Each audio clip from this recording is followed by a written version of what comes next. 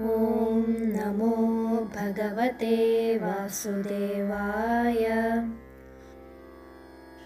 ശ്രീ വിഷ്ണു സഹസ്രനാമ സ്തോത്രം നാമം 84. ഓം ആത്മവതേ നമഃ.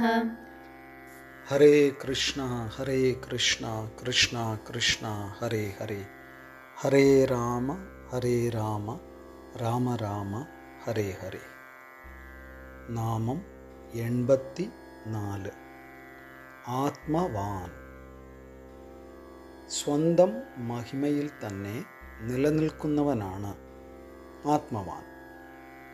ഭഗവത് സാന്നിധ്യത്തിന് മറ്റൊരു വസ്തുവിൻ്റെയും സഹായം ആവശ്യമില്ല.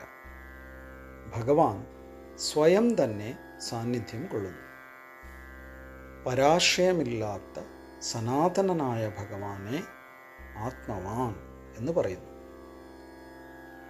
ചാന്തോഗ്യോപനിഷത്തിൽ നാരദ സനത്കുമാര സംവാദത്തിൽ നാരദൻ ഇപ്രകാരം ചോദിക്കുന്നു: സ ഭഗവഃ കസ്മിൻ പ്രതിഷ്ഠിതഃ?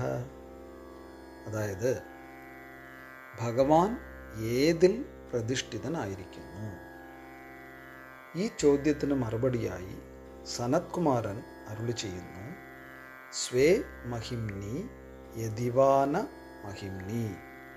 അതായത് തൻ്റെ തന്നെ മഹിമയിൽ തന്നെയാണ് ഭഗവാൻ പ്രതിഷ്ഠിതനായിരിക്കുന്നത്. മറ്റൊരർത്ഥത്തിൽ പറഞ്ഞാൽ ഭഗവാൻ സർവ സ്വതന്ത്രനാണ്.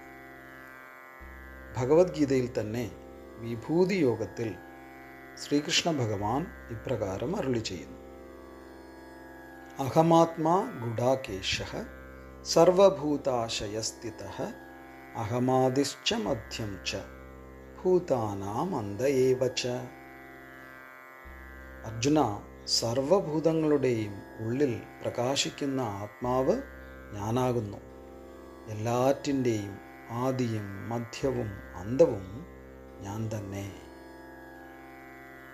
ഭഗവാന് മറ്റൊന്നിൻ്റെയും ആശ്രയമില്ലാതെ വിശ്വം മുഴുവനും നിറഞ്ഞു നിൽക്കാൻ സാധിക്കും.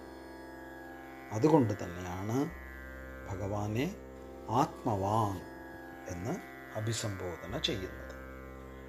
ഹരേ കൃഷ്ണ.